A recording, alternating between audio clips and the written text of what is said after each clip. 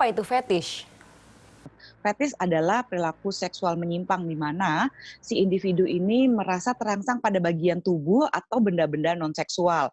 Bagian tubuh non-seksual adalah selain, payudara dan kelamin gitu ya, sementara, eee, benda-benda non-seksual adalah selain lingerie, pakaian dalam, dan sebagainya.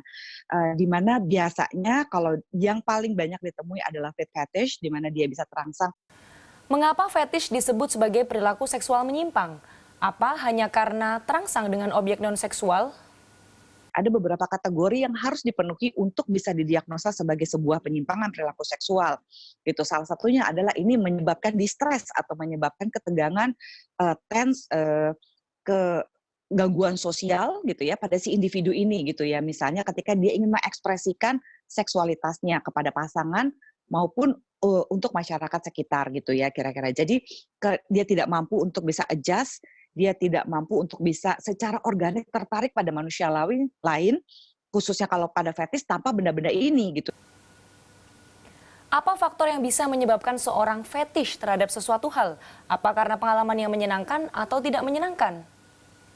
Fetish bisa jadi sesimpel terjadinya displacement pada saat attachment pada masa kecilnya atau pada masa remajanya.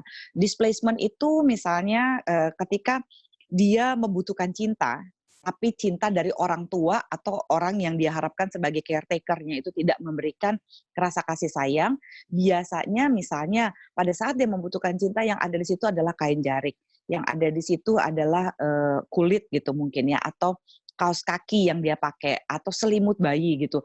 Apapun yang mengingatkan dia pada kenyamanan-kenyamanan tentang cinta gitu. Nah, displacement seperti ini mungkin aja terjadi. Tapi apakah semua fetish seperti ini? Belum tentu gitu.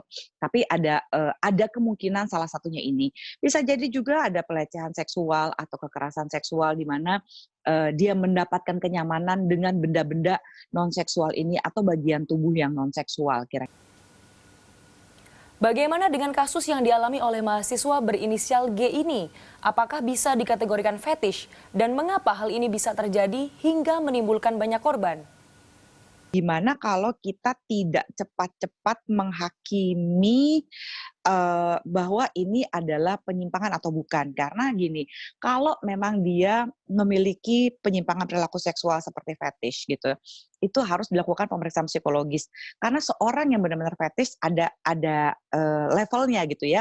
Ada level yang akut sekali, ada level yang masih biasa-biasa aja bisa ditoleransi. Level yang biasa-biasa aja dia masih tetap bisa melakukan hubungan seksual, tapi harus melibatkan seperti kain jarik atau kafan dan sebagainya gitu ya. Menurut cerita korban di media sosial, ada pemaksaan yang dilakukan oleh pelaku. Apakah ini juga termasuk dalam tindakan kriminal? Melihat orang dibungkus dengan, kain mayat begitu sudah membuat dia terangsang, bahkan ejakulasi itu merupakan penyimpangan. Tapi, seorang yang melakukan penyimpangan perilaku seksual belum tentu melakukan tindak kriminal, itu masalahnya, gitu. Tapi kalau dia melakukan pemaksaan, saya melihat bahwa dia memiliki, ini ada penyimpangannya dan ada tindakan kriminalnya kebetulan pada saat ini ketika dia melakukan pemaksaan. Ketika ada orang yang merasa dilecehkan karena ketidaknyamanan tubuhnya itu terganggu. Zoya juga menambahkan, proses hukum pelaku harus berjalan dan direhabilitasi agar tidak berpotensi terjadi lagi. Korban pun harus memaafkan diri sendiri karena terlanjur terjebak dalam situasi sulit itu dan segera meminta bantuan psikolog. Hal ini menjadi solusi paling ideal yang bisa dilakukan karena rancangan undang-undang penghapusan kekerasan seksual tak kunjung disahkan. Sayang sekali di Indonesia belum ada regulasi yang berorientasi pada pemulihan dan perlindungan korban. Kanzata Marindora, Heru Sudarmanto, Surabaya.